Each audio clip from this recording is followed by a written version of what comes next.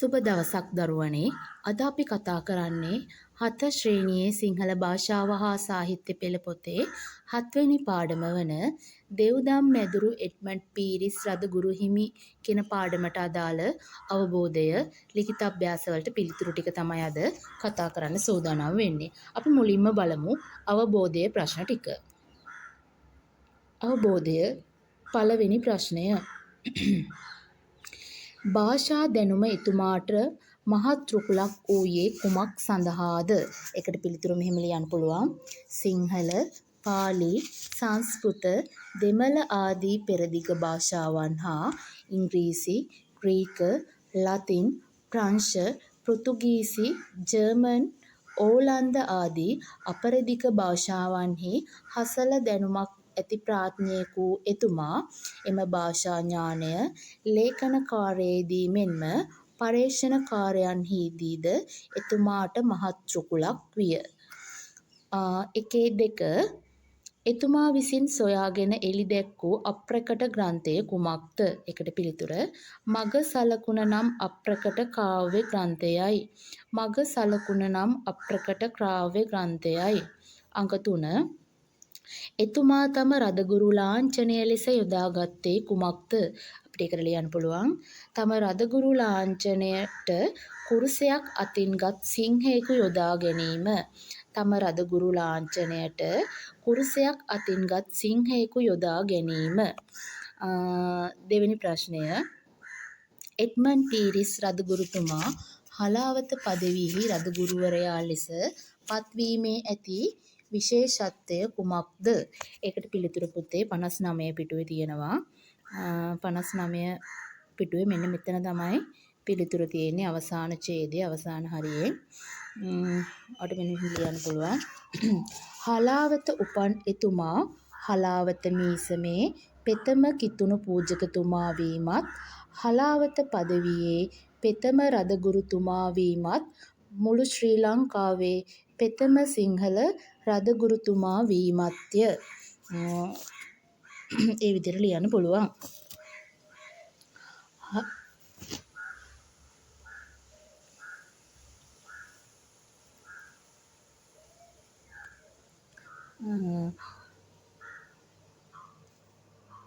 හලාවත උපන් එතුමා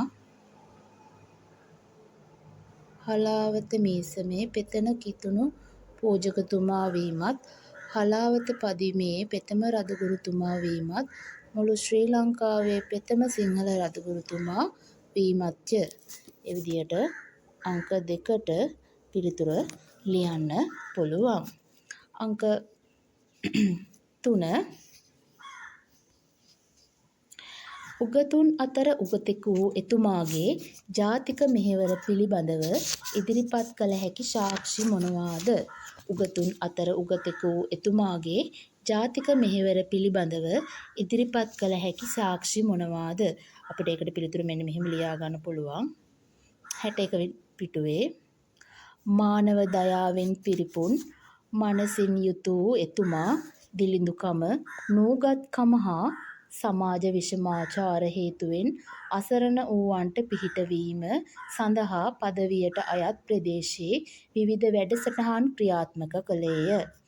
පාසල් නොයන දිළිඳු ළමුන් සඳහා වූ පුත්තලමේ මුත්තු කුමාර නිවාසය ආරම්භ කිරීම එබඳු සත්කාරයකි.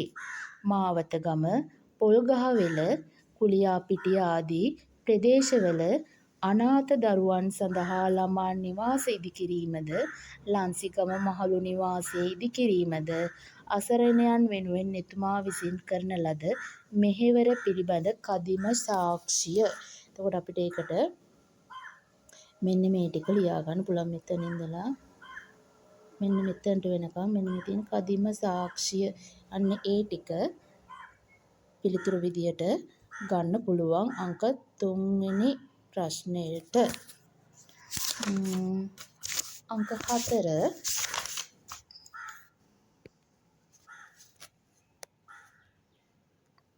එතුමාගේ චරිතයෙහි ඔබ හඳුනාගත් ආදර්ශයට ගත හැකි විශේෂ ලක්ෂණ මොනවාද? අපිට ඒකට ලියන්න පුළුවන්. කාල සටහනකට අනුව වැඩ කිරීම, භාෂා රාශියක් පිළිබඳ පෘථූල දැනුමක් ලබා ගැනීම, පරාර්ථ සේවය, සෙසු ආගම්වලට සැලකීම, ශ්‍රී ලාංකික සංස්කෘතිකාංග තම ආගමට එකතු කර ගැනීම, පාසල් පිහිටුවීම, අනාථ දරුවන්ට මහලු අයට උදව් කිරීම. මෙන්න මේ කරුණු ඒ ප්‍රශ්නයට අපිට ලියන්න පුළුවන්. පස්වෙනි ප්‍රශ්නය. කතෝලික සංස්කෘතික දේශීයත්වයට පත් කිරීමට කතෝලික සංස්කෘතිය දේශීයත්වයට පත් කිරීමට එඩ්මන්ඩ් පීරිස් රදගුරුතුමාගත් පියවර මොනවාද? ඒකට ලියන්න පුළුවන් උත්තරය උත්සවවලදී දේශීය සංස්කෘතිකාංග එක් කර ගැනීම. උදාහරණ ජයමංගල ගාථා, මගුල් පෝරු, පුන් කලස, පහන, දේශීය නැටුම් ආදිය. ඒ වගේම තමයි තම ලාංඡනයට සිංහයෙකු යොදා ගැනීම. ඒතර මේ කරුණු ඒ ප්‍රශ්නයට ලියන්න පුළුවන්. අපි ඊළඟට බලමු ක්‍රියාපද ගැන අපිට කියලා තියෙනවා. ක්‍රියාපද ගැන පොඩ්ඩක් අපි කතා කරමු. කිරීමක් හෝ සිදුවීමක් හෝ විඳීමක් හෝ ගැන කියවෙන පද ක්‍රියාපද ලෙස ඔබ 6 ශ්‍රේණියේදී හඳුනාගෙන ඇත. එහිදී ක්‍රියාපදවල කාල භේදය, පුරුෂ භේදය, වචන භේදය ගැනද හදාරා ඇත. තවදුරටත් ක්‍රියාපද සම්බන්ධ බෙදීම් ගැන මෙහිදී අවධානය යොමු කෙරේ. ක්‍රියාපදවල මූලික බෙදීම් දෙකක් ඇත. පුතේ ක්‍රියාපදවල ප්‍රධාන වශයෙන්ම මූලික බෙදීම් දෙකක් තියෙනවා. ඒ තමයි අවසාන ක්‍රියා සහ අනවසාන ක්‍රියා. අවසාන ක්‍රියා කියන්නේ වාක්‍යයක ආඛ්‍යාතය ලෙස යෙදෙන්නේ අවසාන ක්‍රියාවයි. පහත දැක්වෙන උදාහරණ දෙස බලන්න. බලන්න පුතේ අක්කා මල් නෙලයි. ආඛ්‍යාතය නෙලයි. ළමයි වතුරට පනී. මල්ලී සඳ දෙස බලයි. ගොවියෝ ගොයම් කපති. එතකොට නෙලයි, පනිති, බලයි, කපති මෙන්න මේවා තමයි ආඛ්‍යාතය. අවසාන ක්‍රියාව. මෙම වාක්‍යවල තද කළු අකුරින් දැක්වෙන පද වාක්‍යයේ අවසානය දක්වන ක්‍රියාපද ලෙස යෙදී ඇත. මේ නිසා ඒවා අවසාන ක්‍රියා ලෙස හැඳින්වේ. ඊළඟ එක අනවසාන ක්‍රියා. වාක්‍යයක ඇතුළත් වන ආඛ්‍යාතය ලෙස නොයෙදෙන ක්‍රියා අනවසාන ක්‍රියා ලෙස හැඳින්වේ. එබඳු ක්‍රියාපද වර්ග දෙකක් පිළිබඳව මෙම පාඩමදී ඉගෙන ගනිමු. පුතේ වාක්‍යයක ආඛ්‍යාතය ලෙස යෙදෙන ක්‍රියා අවසාන ක්‍රියා විදියට ගන්නවා. ඒ වගේම පුතේ වාක්‍යයක ආඛ්‍යාතය ලෙස නොයෙදෙන ක්‍රියා අනවසාන ක්‍රියා විදියට ගන්නවා. එහෙම ක්‍රියා වර්ග දෙකක් තියෙනවා කියලා තියෙනවා. එකක් තමයි මිශ්‍ර ක්‍රියා, අනිත් එක තමයි පූර්ව ක්‍රියා. බලමු අපි දැන් මිශ්‍ර ක්‍රියාවක් කියන්නේ මොකක්ද කියලා. අවසාන ක්‍රියාව සමග සිදුවන තවත් ක්‍රියාවක් වේ නම් එය මිශ්‍ර ක්‍රියාවක් ලෙස හඳුන්වයි. පුතේ අවසාන ක්‍රියාවත් එක්කම සිදු කරන ක්‍රියාවලට කියනෝ මිශ්‍ර ක්‍රියා කියලා. බලන්න අක්කා මල් නෙලමින් වට්ටියට එකතු කළාය. එතකොට වට්ටියට එකතු කරන්නේ මල් නෙලමින්. ළමයි වතුරට පනිමින් සෙල්ලම් කළහ. අවසාන ක්‍රියාවත් එක්ක තමයි සිදු කරන්නේ. මල්ලී සඳ දෙස බලමින් සිනාසේ. ගොවියෝ ගොයම් කපමින් කවි කියති. මෙම වාක්‍යවලදී යෙදී ඇති නෙලමින්, පනිමින්, බලමින්, කපමින් යන ක්‍රියාවලින් වාක්‍යයේ අවසානයක් ගැන නොකියවේ. අවසාන ක්‍රියාව සමගම කළ වෙනත් ක්‍රියාවක් ගැන කියවේ. ඒවා මිශ්‍ර ක්‍රියා නම් වේ. එහෙනම් අවසාන ක්‍රියාවත් එක්කම සිදු කරන ක්‍රියාවලට කියනවා මිශ්‍ර ක්‍රියා කියලා. ඊළඟට පූර්ව ක්‍රියා. අවසාන ක්‍රියාවට පෙර සිදු කරන ලද්ද හෝ ක්‍රියා පූර්ව ක්‍රියා නම් වේ. කියන්නේ අවසාන ක්‍රියාවට කලින් සිදු කරන ක්‍රියාවලට කියනෝ පූර්ව ක්‍රියා කියලා. බලන්න අක්කා මල් නෙලා වට්ටියට එකතු කළාය. එහෙනම් එකතු කරන්න කලින් මල් නෙලලා තියෙනවා. ළමයි වතුරට පැන සෙල්ලම් කළහ. මල්ලී සඳ දෙස බලා සිනාසුනි. සිනාසෙන්න කලින් සඳ දෙස බලලා තියෙනවා. ගොවියෝ ගොයම් කපා කමතට අදිති. එතකොට කමතට අදින්න කලින් ගොයම් කපලා තියෙනවා. එහෙනම් අවසාන ක්‍රියාවට කලින් සිදු කරන ක්‍රියාවලට කියනවා පූර්ව ක්‍රියා කියලා. මෙම වාක්‍යවල යෙදී ඇති නෙලා, පැන, බලා, කපා යන ක්‍රියාපදවලින්ද වාක්‍යයේ අවසානයක් නොකියවේ. අවසාන ක්‍රියාවට පෙර කර්තෘ විසින් කොට නිමවන ලද ක්‍රියා පූර්ව ක්‍රියා නම් වේ. ඉහත වාක්‍යවල යෙදී ඇති ක්‍රියාපද මෙසේ වගුගත කළ හැකිය. ඔන්න අවසාන ක්‍රියාව නෙලයි. ඒකේ මිශ්‍ර ක්‍රියාව නෙලමින් පූර්ව ක්‍රියාව නෙලා. පනිති මිශ්‍ර ක්‍රියාව පනිමින් පූර්ව ක්‍රියාව පැන. බලයි මිශ්‍ර ක්‍රියාව බලමින් පූර්ව ක්‍රියාව බලා. කපති මිශ්‍ර ක්‍රියාව කපමින් පූර්ව ක්‍රියාව කපා. ඔන්න තව විශේෂ කරුණක් දීලා තියෙනවා. ඇතැම් විට පූර්ව ක්‍රියාවක් දිත්ත වූ විට, ඒ කියන්නේ දෙවරක් යෙදුන විටද මිශ්‍ර ක්‍රියාර්ථයක් ගන්නවා. ඉතින් සමහර වෙලාවල් වලට පූර්ව ක්‍රියාව දෙවරක් යෙදුන විට ඒක මිශ්‍ර ක්‍රියාර්ථයක් ගන්නවා. නෙලා කියන්නේ මිශ්‍ර ක්‍රියාවක්. ඒක දෙපාරක් යෙදුනම නෙලා වෙනවා. එතකොට ඒක මිශ්‍ර ක්‍රියාවක්. බලා කියන්නේ පූර්ව ක්‍රියාවක්. ඒක දිත්ත වුණාම දෙවරක් යෙදුවම බලා. එහෙනම් බලා කියන්නේ මිශ්‍ර ක්‍රියාවක්. පැන. එතකොට මිශ්‍ර ක්‍රියාවක්. කපා අන්න මිශ්‍ර ක්‍රියාවක්. එතකොට පැන කිව්වත් මිශ්‍ර ක්‍රියාවක්, පනිමින් කිව්වත් මිශ්‍ර ක්‍රියාවක්. කපා කිව්වත් මිශ්‍ර ක්‍රියාවක්, කපමින් කිව්වත් මිශ්‍ර ක්‍රියාවක්. නෙලා කිව්වත් මිශ්‍ර ක්‍රියාවක්, නෙලමින් කිව්වත් මිශ්‍ර ක්‍රියාවක්. බලා කිව්වත් මිශ්‍ර ක්‍රියාවක්, බලමින් කිව්වත් මිශ්‍ර ක්‍රියාවක්. හැබැයි එක සැරයක් බලා කියලා කිව්වොත් අන්න ඒක පූර්ව ක්‍රියාවක්. ලිඛිත අභ්‍යාසය පහත දැක්වෙන ඡේදෙහි යෙදී ඇති මිශ්‍ර ක්‍රියාපද හා පූර්ව ක්‍රියාපද පහ බැගින් ලියන්න. හරි අපි බලමු ඡේදය කියව මොනවද මිශ්‍ර ක්‍රියාපද පූර්ව ක්‍රියාපද කියලා. කෙත් වතු පසුකොට වන රොදක් මැදින් ඇද්දා වූ පූර්ව ක්‍රියා, ලණු පොටක්සේ කෙලින් පිහිටි පාරකට බැස්සා වූ පූර්ව ක්‍රියා, සේනාවන්ගේ පෙරමුණ ගමන් කරන ගැල් පැද්දෙන හඬ අසා නින්දෙන් අවදි වූ වඳුරෝ කෑකෝ ගසමින් මිශ්‍ර ක්‍රියාවක්, ගසින් ගසට පැන පූර්ව ක්‍රියාවක් පලා ඇති.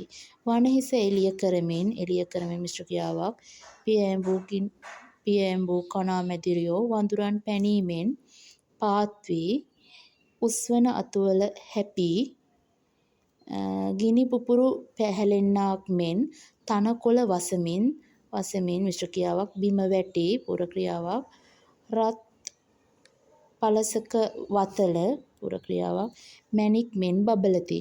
වඳුරන්ගේ පෙරළියෙන් බියගත් මුවෝ ගෝන්නු වල්ලූරෝ වනරොද බිඳමින් මිශ්‍ර ක්‍රියාවක් පලා ඇති.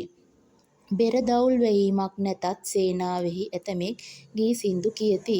තවත් එකෙක් බොරු කතා ගොතා කියමින් මිශ්‍ර ක්‍රියාවක්, අන්‍යයන් සිනස්සයි.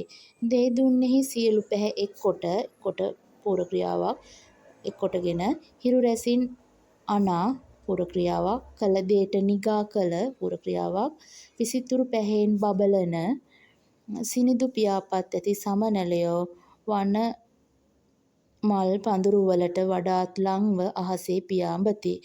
ගල් බැඳ කැටයම් කරන ලද රන් කෙවෙනි පොකුරක් වැනි හීන් වන මල් පොකුරට පාත් වී පූර්ව ක්‍රියාවක්, පියාපත් සෙමින් උස් පහත් කරමින් මිශ්‍ර ක්‍රියාවක්, මල් පැණි උරන පූර්ව ක්‍රියාවක්, සමනළයෙකු දකින හුනෙක් සෙමින් බඩගා ගොස් ඌ දෙසට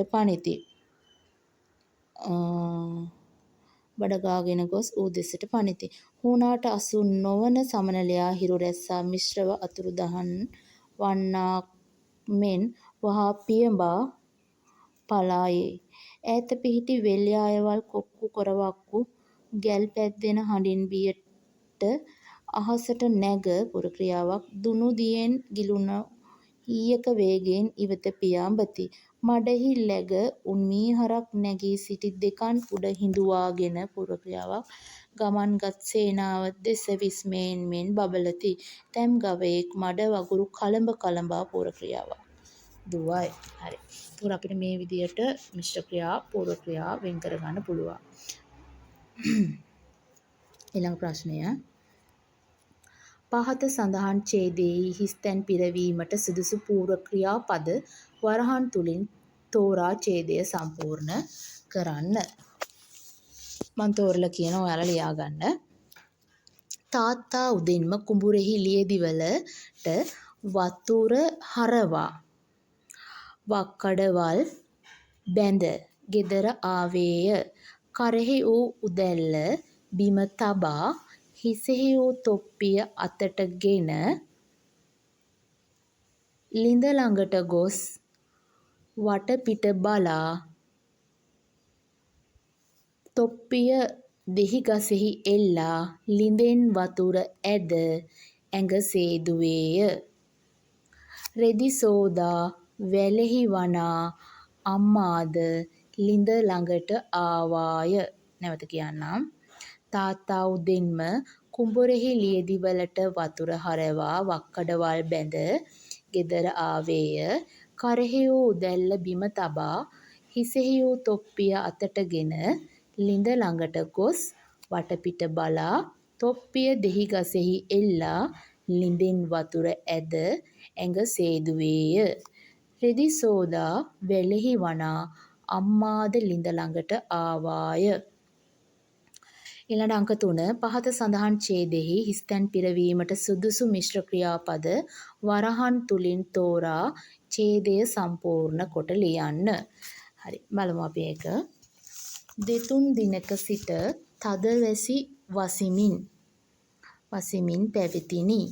පෙරදිග සිට සුළඟ වේගයෙන් හමා ගියේය. දිවාරා ඇති වූ කුණාටු නිසා බට පඳුරු සිරි සිරි හඬ දෙමින් පැවතිනි. බට පඳුරුවල මුදුන් කෙළවරවල් පොළව සිඹින්නට විය. අහසේ ඉඩක් නැති තරමට වලාකුළු ගොඩ ගැසිණ. විටින් විට කලින් පැවතුනාට වඩා අඳුර ඝන වෙමින් පැවතිණ. ඈත අහසේ කොහේදෝ තැනක සුර අසුරන්ගේ මහා සංග්‍රාමයක් ඇරඹී ඇති ලෙසත් පෙනේ. දෙවියන් එවන ගිනිගෙන දැවෙන හෙන සැර ගිනි පිට කරමින් ඇසිපිය හෙළන නිමේෂයකින් කාලවර්ණ සතුරු සේනාව සුණු විසුණු කර දමන නමුත් එයිනුත් විනාශ නොවූ සතුරෝ කාලවර්ණ සෙවණැලි වලින් අහසත් පොළවත් අඳුරු කරමින් සැරිසරති. දිවා රෑ චිරි චිරි හඬ නොකඩවා පැවතිණි. ගංගාවේ දිය වැඩි වෙමින් පැවතිණ. මේ ටිකට කොපමණ ගෙවල් දොරවල් කැඩී බිඳී ගොස් ඇද්ද? ගොඩබිම සෑම තැනම ඇති ජලයත් ගංගාවේ ජලයත් එකට එකතු වී තිබිණ. ගව මහීෂාදීහු ගස් යටද බට පඳුරු යටද ගෙමිදුල්වලද හොඳටම තෙමෙමින් සිටිති. ඇසෙන්නේ කුණාටුවේ හඬත්